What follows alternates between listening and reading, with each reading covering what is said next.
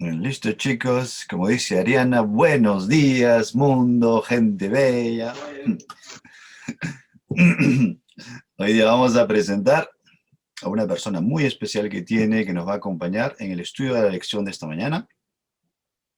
Y como dicen los jóvenes también, vamos a tomar un avión desde Suiza y nos vamos a ir hasta Argentina, donde vamos a encontrar a Cholito. Um, ah, a Fanny, que nos va, que nos va a guiar con el estudio de esta mañana. Fanny. Buen día, chicos. Eh, bueno, sin más preámbulo. La lección se llama ¿Quién ha creído? Es una pregunta. Y está basada en el capítulo 52 de Isaías, del versículo 13 hasta el 53. Y empieza diciendo que el siervo de Dios había sido exaltado en extremo y que de repente su apariencia se había desfigurado y no parecía ser reconocido. En el Nuevo Testamento también se describe algo así con Jesús por culpa de la flagelación, la corona de espinas, de la crucifixión y sobre todo por cargar los pecados del mundo.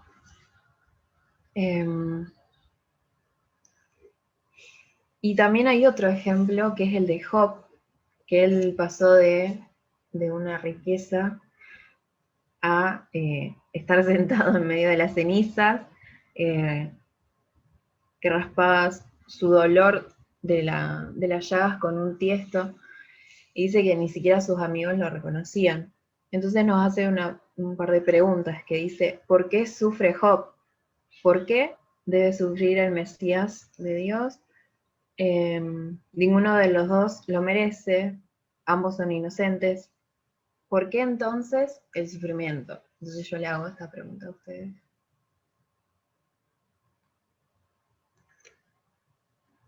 No se peleen, tómense tu tiempo. No, pasa que se me tildó y justo, pero voy a romper el hielo. Creo que es una pregunta muy filosófica, ¿no? ¿Por qué sufrimos? ¿Por qué no? Yo creo que a veces pasan cosas porque son consecuencias de nuestros actos, pero en este caso no era consecuencia de ellos. Entonces creo que voy a citar al buen Jesús, que en un versículo dice que a veces pasan cosas para que el poder de Dios sea glorificado en la tierra. A veces sufrimos por nuestros malos actos, o a veces sufrimos por culpa del pecado que produce que pase sin nosotros tener la culpa. Entonces, es triste porque puedes ver a gente inocente sufrir un montón de cosas que no se merecen y es producto de Satanás y del pecado y y de la gente que sin quererlo o queriendo produce un sufrimiento a otros.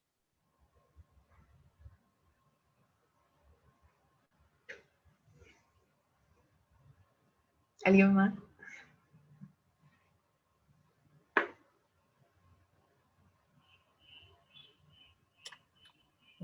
La analogía que se hace con el libro de Job Tito es... tiene ganas de hablar. La analogía que se hace con el libro de Job es bastante clara, ¿no? Job sufrió no porque Dios le haya imputado un castigo, sino Dios permitió que el diablo lo molestara. ¿No? Acuérdense que el diablo lo estaba acusando. Es por eso que cuando Jesús, a cierto momento de su vida, dijo, hoy es el día del juicio de este mundo, ¿no? El príncipe de este mundo será juzgado. Y en el libro de Apocalipsis nos dice que ya se fue, ¿no? Hay un canto de gloria diciendo que ya se fue el acusador, ya. En ese tiempo fue el enemigo quien acusó a Job, diciendo, bueno, este es mi mundo, tú lo proteges, vas a ver que si tú quitas tu protección de él, ¿no? Él va a caer.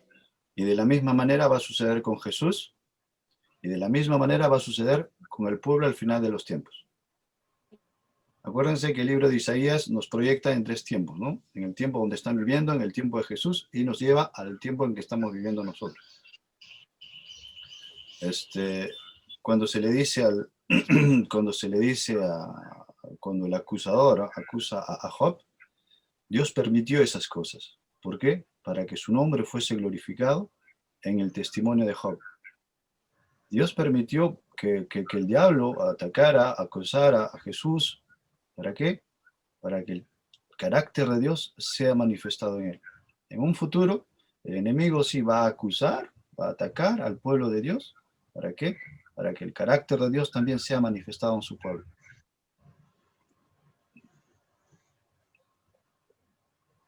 ¿Listo, Sí, Chuy? claro, yo lo había visto también desde ese lado. Y sobre todo en Isaías 52, 13, que dice, será prosperado, engrandecido y exaltado. Como decías vos, para testimonio. ¿Sí? No sé si tienen su Biblia, pero tendríamos que buscar Isaías 53, que empieza con una pregunta. ¿Alguien que la quiere leer? 53:1.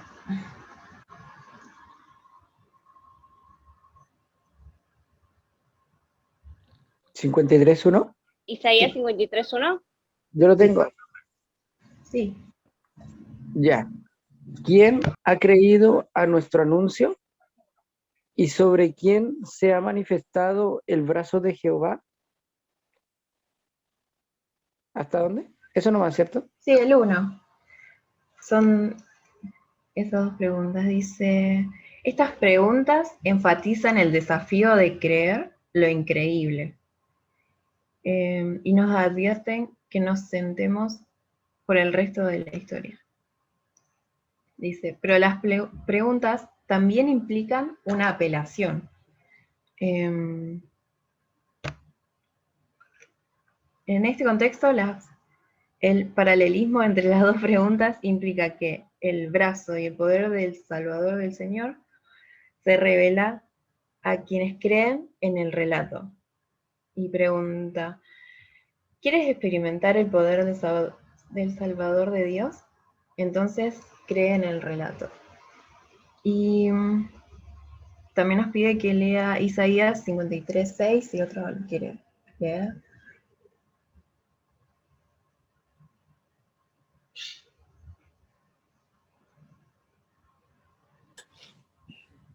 ¿Leo? Sí. Todos nosotros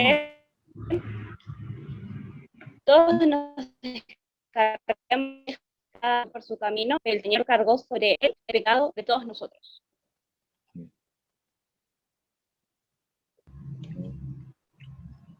Se escuchó medio raro. ¿Quería leerlo? Sí, pasa que me tildé. Okay. Todos nosotros nos descarriamos como ovejas, cada cual se apartó por su camino, mas Jehová cargó con el pecado de todos nosotros. Y bueno, nos pregunta, ¿qué mensaje específico encuentras? ¿Y qué te dice este texto personalmente que deberías darte esperanza a pesar de tus pecados y de tus fracasos pasados? Estoy dormida.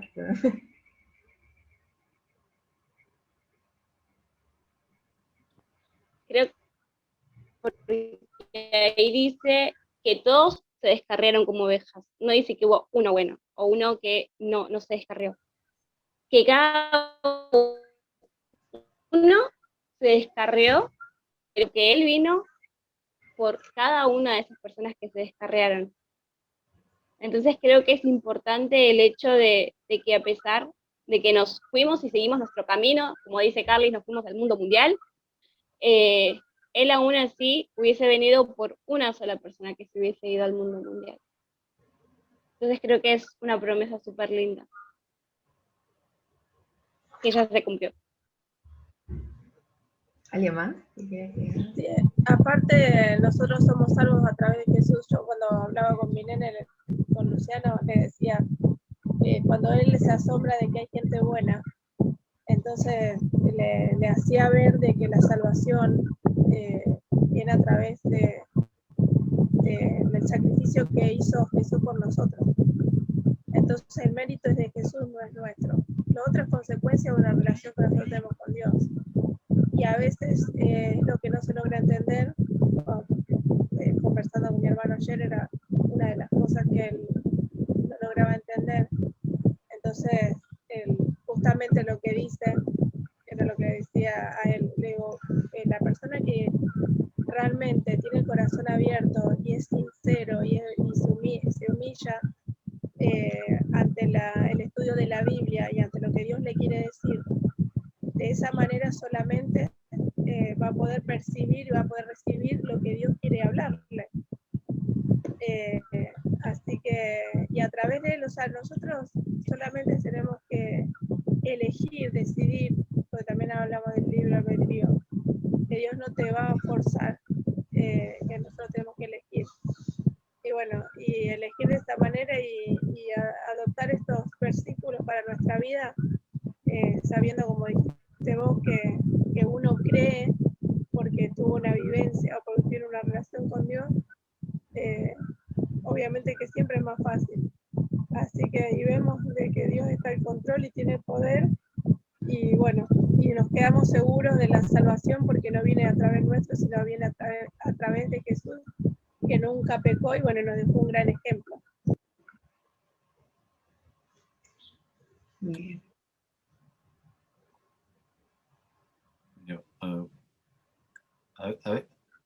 A veces nosotros como humanos que somos, nos concentramos en el sufrimiento y no nos concentramos en lo que viene después.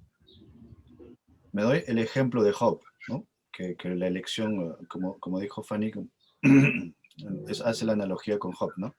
¿Ustedes piensan que después de todo lo que vivió Job, después de todo lo que pasó, iba a volverse iba a dudar de Dios? ¿No? Después de que Dios lo sanó, lo bendijo, una vez que se recuperó, ¿ustedes piensan que alguien después iba a quebrar su fe?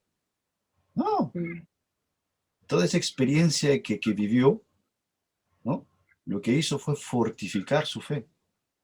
En dos aspectos. En un plano terrenal, ¿no? En un plano humano, nosotros tenemos que ver todo en dos planos. En un plano humano, él se fortifica a sí mismo. ¿Ya? El sufrimiento lo hace más fuerte. Como dice el dicho, ¿no? Lo que no te mata, te hace más fuerte. ¿Ya? Es en un plano terrenal. Pero debemos darnos cuenta que hay un plano celestial. Todos los ángeles y los seres del mundo estaban mirando a Job. Y cuando Job, después del sufrimiento, dio gloria a Dios, sirvió para fortificar y para glorificar el nombre de Dios en los cielos. Y lo mismo pasó con Jesús. Un plano terrenal y un plano. Los discípulos estaban de miedo, estaban sufriendo también. Jesús sufrió, ¿no? ¿Qué pasó después de su resurrección? Los discípulos que no creían, creyeron. Su fe les ayudó. Y en el cielo cantaron los coros angelicales cuando le dijeron, Jesús, tu Padre te llama. Se levantó y las oscuridades se disiparon y los demonios empezaron a correr a izquierda y derecha porque no sabían, porque ya llegó su fin. Y de la misma manera nosotros tenemos que darnos cuenta que al final de los tiempos también se tienen que mirar las cosas de dos puntos de vista. Nosotros, nuestro sufrimiento en este mundo, nuestra vida como cristianos, dan testimonio de la inmensa misericordia que Dios tiene hacia nosotros.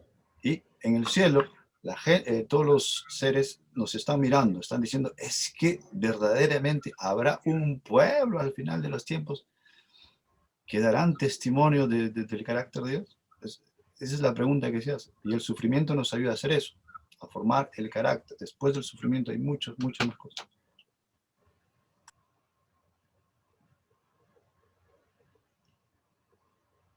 Bueno, acá mi secretario me ayudó a que creer, quien cree tendrá la fortaleza y la victoria, y que creer consiste en dos pasos, el intelectual y la experiencia. Y, por ejemplo, una silla que uno sabe que te puede sostener, que te podés sentar ahí porque el material es fuerte y te puede aguantar. Y una vez que nos sentamos y tenemos la experiencia, ahí nosotros podemos decir que creemos en eso, ¿no? Por ahí en la vida espiritual es algo parecido. Necesitamos las dos partes, creer y experimentar. Creo que eso es un poco el resumen de la lección de hoy. Gracias. Gracias, Fanny, ahí por el mensaje que diste, muy lindo, me encantó. Creo que es una buena manera de ver a Isaías 53 y a Isaías 52. ¿Te gustaría orar para cerrar? Bueno, inclinamos el rostro. Padre nuestro que estás en los cielos, santificado sea tu nombre. Gracias por este día que podemos estar acá reunidos repasando esta lección que nos exhorta un poco a creer y a ponerte en prueba para que nuestra fe se fortalezca. Seguí acompañándonos en el resto del día, en el nombre de Jesús. Amén.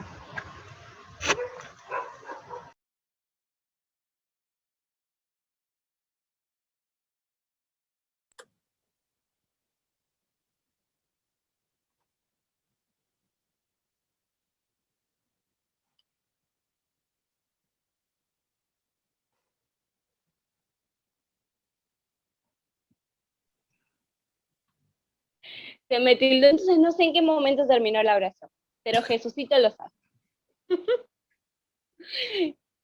Sean todos muy bienvenidos para mañana a otro nuevo estudio de Escuela Sabática. Los esperamos y síganos también en nuestras redes sociales de Instagram y de YouTube. Adiós.